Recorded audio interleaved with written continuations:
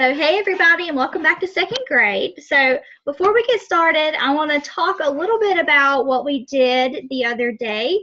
So, we learned about timelines and we learned about why they're important, and then you guys created your very own timeline. So, let's review just a little bit. What is something that we could use a timeline for? Let's see. When we want to know the order that events happened. Very good. When we want to know the order that events happened. So when we use a timeline, we use it to think about something chronologically. What does that big word chronologically mean? In order, according to dates. Yes, in order according to dates. So from the beginning to the end, or in the correct order that things happened. So what we're going to be doing today is you guys have already created a timeline of your life before, and today we're going to create a timeline of an important person in history. And before we do that, we're going to read a book about his life. And that person that we're going to read about today is Albert Einstein. You see his funny hair? Yeah. Okay, so do any of you know anything about Albert Einstein already? Have you ever heard of him before? A little. Just a little bit? Yeah. Okay. Well, he was a very smart person. So we're going to be reading a book about him today. And as we go through, I want you to think about how things happen chronologically in this story. And I just want you to think about the important events that happened in his life. Okay? All right. So I Am Albert Einstein by Brad Meltzer. I am Albert Einstein. Ever been called weird or different? That's what they thought I was. On the day I was born, my mom was actually scared since she'd never seen a baby with such a giant head. It didn't get easier. I did things my own way, in my own time. I didn't speak until I was 3 years old. And when I did, my speech was so odd, our maid used to call me a mean name. Some say I took longer to speak because I didn't think in words, I thought in pictures. Even when I did speak, I'd practice each sentence in my head, silently moving my lips and whispering to myself until I had every word right. Do any of you guys do that? Do you think about what you say before you say it? Mm-hmm. Yeah. When I was little, my cousins ran around and played games outside, but I liked playing alone. I did puzzles, fed the pigeons, or just watched my toy boat sail in a water pail. When they saw me, other people called me Father Boar, Goody Goody, and things like that. But the biggest moment in my young life came when I was 4 or 5 years old and sick in bed. To cheer me up, my father brought me a compass. Oh, do you guys think this might be an important event in his life? Yes. It says the biggest moment in my young life. We better pay attention to this. I was fascinated by how the compass worked. No matter which way my father turned it, its needle always pointed north. Have any of you played with a compass before? Do you know how to use one? No. I'll have to bring one out and show you. Nothing touched the needle, but somehow the compass knew where to point, like it was guided by an invisible force. Right there, I could feel it. There was something behind things, something deeply hidden. The world, the stars, even outer space with all its planets. The whole universe had its own order. That compass made a deep and lasting impression on me. It showed me that life has mystery. The universe has mystery. And it made me curious. Why did the universe behave the way it did? So why is this event where Albert got this compass from his father, so important in his life?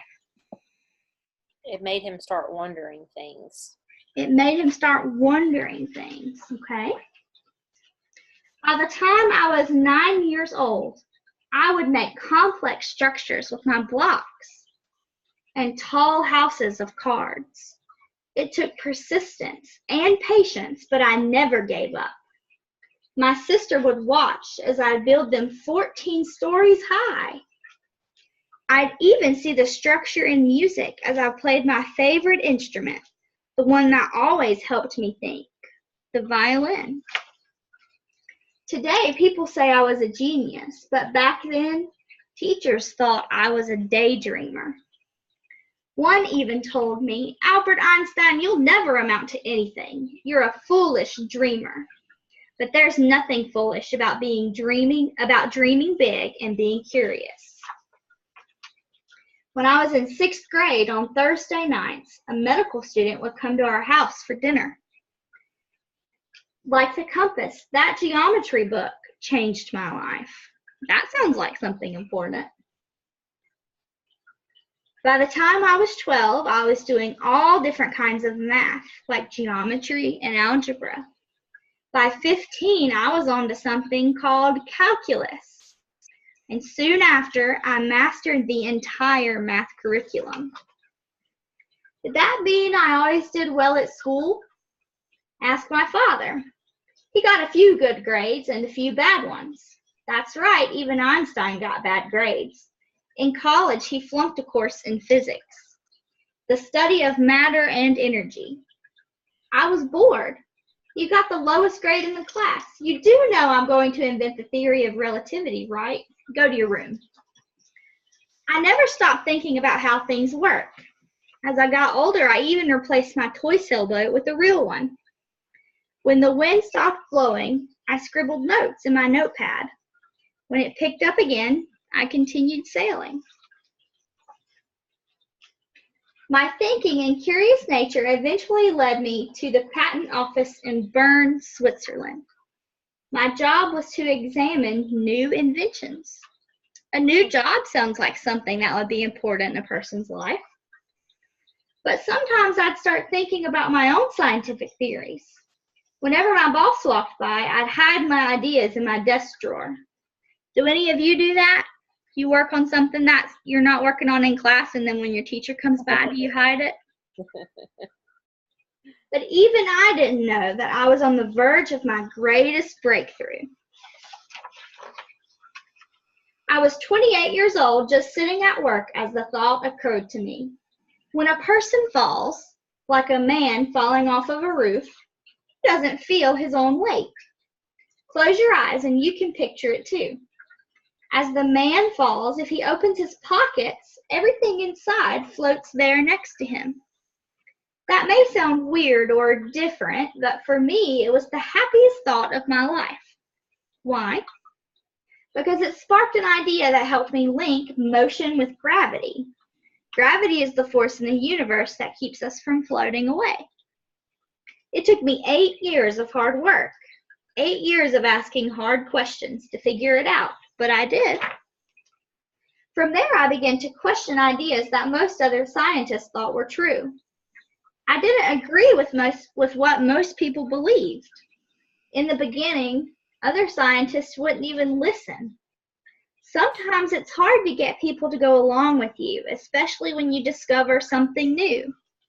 But I promise you, if you keep at it, it'll be worth it. And this is a picture of him winning a Nobel Prize in physics because he kept up with what he believed. In my life, I was always thinking, always asking questions, but the most important one I asked was, why? Never stop asking why. Never stop trying to figure out how the world works, and never lose that feeling of excitement as you try to find the answer. Curiosity is one of the most powerful forces of nature. It can take you places no one's ever been and let you do things no one's ever done. Will that make you weird or different? Who cares if it does? Every single one of us is different. No one on this planet is just like you. And being different is what makes you special, so find what you love.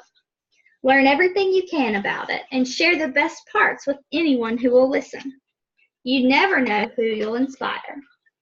I am Albert Einstein. I will never stop being curious, and I hope you won't either.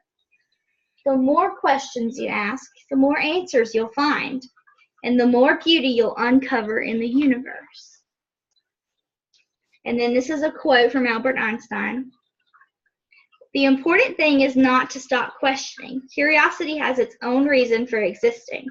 One cannot help but be in awe when he contemplates the mysteries of eternity, of life, of the marvelous structure of reality. That was a lot of big words. What do you think that quote meant? What does it mean to be curious? To wonder about something. To wonder about something. Do you think Albert Einstein was a very curious person? Yeah. Yeah? Did that turn out to be something good for him? Yes. Yeah, it did. He figured out something that no one else figured out. And it was because he was curious. These are some pictures, but what I want to show you guys at the bottom of this book, of this page, if you can see it. What's at the bottom of this page? The timeline. The timeline, and it's got different important events of his life. So what we're going to do is, as a class, I want us to kind of think back through this book, and I want us to try and come up with 5 important events. And as you come up with them, I'll write them down, and then we'll try and put them in order together, okay? So, and you don't have to remember the date. I just want you to remember the important thing that happened, and then I'll help you come up with the date. When he was born was important. When he was born was important. Very good. So I'll write down born. Okay. Do we know when he was born? I don't remember. Did our story say? I don't know if it did or not. I don't think it did. It talked about when he was born. It didn't give us a date, but here at the back of this timeline, it has a date. And it says he was born March 14th, 1877. That was a long time ago. Okay. What's another important event in his life? He said when he got his first compass. Very good, when he got his first compass. So I'm just going to write first compass. And it doesn't give us a date, but it does say he was 4 or 5 years old. So we'll say 4 years. Can you figure out what year that was? If he was born in 1877, let's go up 4 years together. 1877, 78, 79, 80. 81. 1881. Very good. So we'll just put the year for that one. Okay, let's see. Let's keep going. Can you think of another important event in Albert's life? He said when he got his first geometry book, I think is what it was. Yeah, when he got a geometry book. Let's see if I can find that. Yep, it was when he was in 6th grade. 6th grade. So how old are 6th graders? Do you know? 11 or 12. 11 or 12. Good. So we'll say he was 11. So let's count up from when he was born again. And let's go up to 11 years now. So he was born in 1877, 1878, 79, 80, 81, 82, 83, 84, 85, 86, 87, 88. 88. So 1888. And that was what? What did he get? A geometry book. A geometry book. Okay. And we have reached 15 minutes, so I'm just going to stop here. Maybe. Stop recording. Yeah.